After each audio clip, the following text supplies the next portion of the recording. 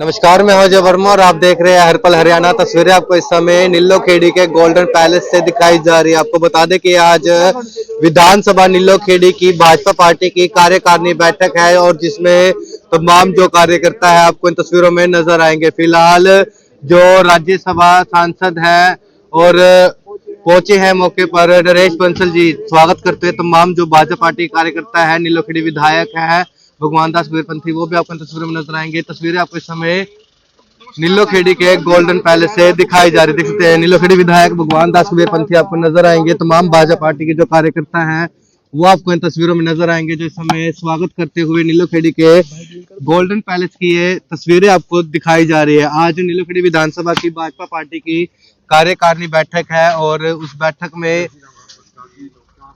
हिस्सा लेने के लिए पहुंचे हैं राज्यसभा सांसद है नरेश बंसल जी और तमाम कार्यकर्ता जो है इस समय स्वागत करते हुए नजर आ रहे हैं। आप सभी से मेरी अपील है, इस खबर को देखने वाले लोग साथ के साथ इस खबर को शेयर जरूर करें। नीलोखेड़ी के गोल्डन पैलेस में आज भाजपा पार्टी की नीलोखेड़ी विधानसभा, अगर मैं बात करूं तो विधानसभा स्तर पे जो है बैठक आयोजित की गई है, जिसमें सभी मंडलों से जो है तमाम भाजपा पार्टी के जो कार्यकर्ता है वो पहुंचे हैं और आज कुछ बातें जो है इन भाजपा कार्यकर्ताओं के समक्ष रखी जाएगी। फिलहाल तस्वीरें नीलोखेड़ी के गोल्डन पैलेस की है। सम्मानित मंच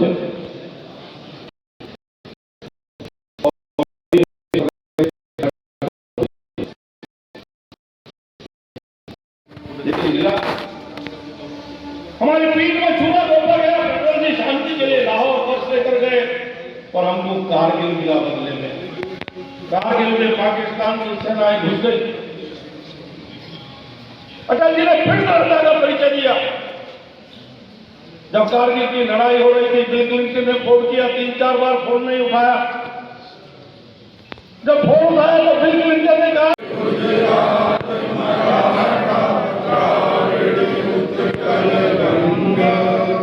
विंध्य हिमाचल यमुना गंगा उच्चल जब शुभ नामे जागे तब शुभ आशीष मांगे गाए सब जन गण मंगल गायक जय हे भारत भाग्य विधाता जय हे जय हे जय हे जय जय जय जय हे भारत माता की जय। लिए गए मीटिंग में और क्या खास बातचीत रही? मीटिंग फैसलों वाली नहीं थी।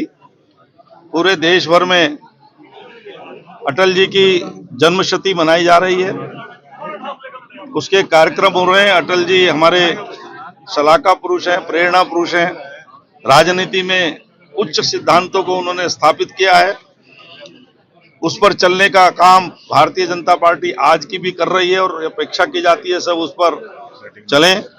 इसके लिए अटल जी को याद करने के लिए एक सप्ताह तक पूरे देश भर में प्रत्येक विधानसभा में अटल जी जन्मशती सम्मेलन हो रहे हैं, जिसमें अटल जी के जीवन से संबंधित प्रेरणादायी प्रसंगों को कार्यकर्ताओं के सामने रखा जा रहा है, जिससे वो निरंतर संघर्ष पथ पर रहते हुए, मेहनत करते हुए, कड़ी मेहनत करते हुए 2047 में जो भारत को विकसित राष्ट्र बनाने का सपना है उसमें अपना योगदान दे सके। वोट चोरी के लिए सर जो वीडियो दिखाया गया, क्या कुछ मकसद रहता है?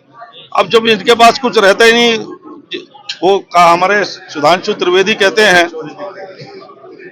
फटक गिरधारी ना लुटिया ना आरी और कह गए चोरी हो गई हमारी। जब है ही नहीं कुछ उनके पास तो चोरी क्या हो गया? वोट कितना रह गया, सीटें कितनी रह गई, और जो जीत रहे हैं उसी पर जीत रहे हैं, जब तक जीत रहे थे उसी पर जीत रहे थे। तो ये बेकार का मामला है। वोट जो जनता जानती है, वोट चोरी की उन्होंने यात्रा की, उसके बाद बिहार में क्या हुआ, एक मारुति में बैठने लायक रह गए। वंदे मातरम गीत को गाने के लिए कुछ लोग एक्सेप्ट नहीं कर रहे हैं, क्या कुछ कहना चाहिए? भारत में रहना होगा, वंदे मातरम कहना होगा। उनका जो मुद्दा है देश भर में छाया हुआ है, क्या कुछ कहना चाहिए? देखो, जो वोट चोरी का मुद्दा है वो आप सब ने देखा हो कि माननीय अमित शाह जी ने एक एक बिंदु पर उनको जगाने का काम किया। आज इनके पास ना संगठन है, पिछले 10 वर्षों से मैं भी देख रहा हूं, बिना संगठन के कैसे उम्मीद कर सकते हैं कि हमारी सीटें निकल कर आएंगी, हम सरकार बनाएंगे। भारतीय जनता पार्टी का कार्यकर्ता लगातार चुनाव जीतने के बाद, सरकार बनने के बाद अगले 5 साल की तैयारी करनी शुरू कर देता है, लगातार मेहनत करता है। हमारा पन्ना प्रमुख आज पूरी मुस्तैदी के साथ अपने बूथ पर कार्य करता है, लेकिन कांग्रेस का ना कोई संगठन का कार्यकर्ता, ना कोई बूथ पर उनकी टीम, तो फिर वो किस लहजे से वो सोच सकती है कि किस तरह सोच सकती है कि हमारी सरकार बनेगी। तो भारतीय जनता पार्टी अपने मजबूत संगठन की वजह से लगातार पूरे देश भर में आज हर प्रदेश में सरकारें बना रही हैं, चाहे लोकसभा हो, विधानसभा हो या नीचे पंचायत हो या नगर पालिका हो। भारतीय जनता पार्टी की मजबूती के साथ वहां पर सरकारें बनती है, हमारा चेयरमैन बनते हैं।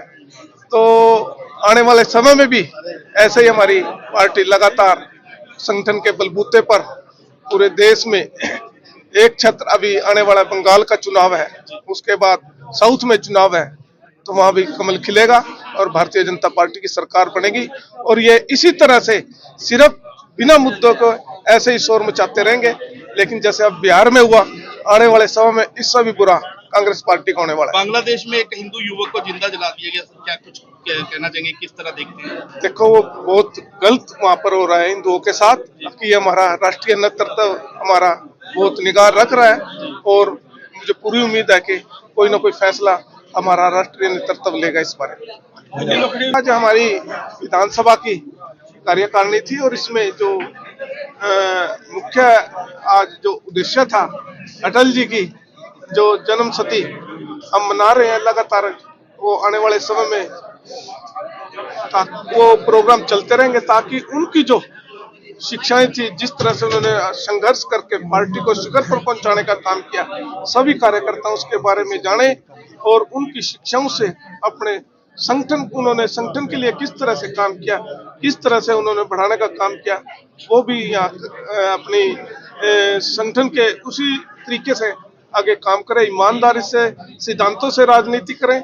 आज हमारा मार्गदर्शन करने के लिए हमारे जो राज्यसभा के सांसद हैं आदरणीय नरेंद्र बंसल जी आज यहाँ पहुंचे थे, हमारे जिलाध्यक्ष जी थे और भी पार्टी के सभी हमारे कार्यकर्ता थे, जिन्होंने बड़े विस्तार से अटल जी के जो उनके बारे में था उन्होंने अपनी बात रखी और उन्होंने किस तरह से कार्य किया, किस तरह से उन्होंने एक शांति पूरे वर्ल्ड में उनकी जो सोच थी रखने का काम किया। चाहे हमारे पड़ोसी देश पाकिस्तान के साथ भी उन्होंने संबंध सुधारने की एक कदम बढ़ाया था, कि लाहौर गए, लेकिन जिस तरह से उनके साथ विश्वासघात हुआ था तो उन्होंने कारगिल में उनको मुंह तोड़ जवाब देने का भी काम किया था। और साथ ही हमारे देश को परमाणु शक्ति जिस तरह से उन्होंने इस देश को बनवाया और जिस तरह से पूरे विश्व ने भारत को धमकाने की कोशिश की, बिना डरे बिना रुके वो लगातार अपने देश के लिए काम करते रहे। और आज उन्हीं का ही ये जो उन्होंने फैसले लिए थे, जो डिसीजन लिया था, आज उन्हीं की वजह से कि आज बड़े बड़े हाईवे निकल रहे हैं, गाँव को आपस में जोड़ा जा रहा है और किसानों को मजबूत आज करने का काम कर रहे हैं। महिलाएं, कर्मचारी हो, व्यापारी हो, बच्चे हो, सभी के लिए जो योजनाएं बनी थी, आज वही परिणाम है कि आज नरेंद्र मोदी जी भी उनके पद चिन्हों पर चल करके आज उन्होंने भी भारत को पूरे विश्व में एक नई पहचान दी है। और जो उनका लक्ष्य है आने वाले समय में 2047 तक भारत ये विकसित राष्ट्र बनेगा, तो मुझे पूरा विश्वास है कि सभी देशवासियों के शौक से उनका ये सपना साकार होगा। धन्यवाद।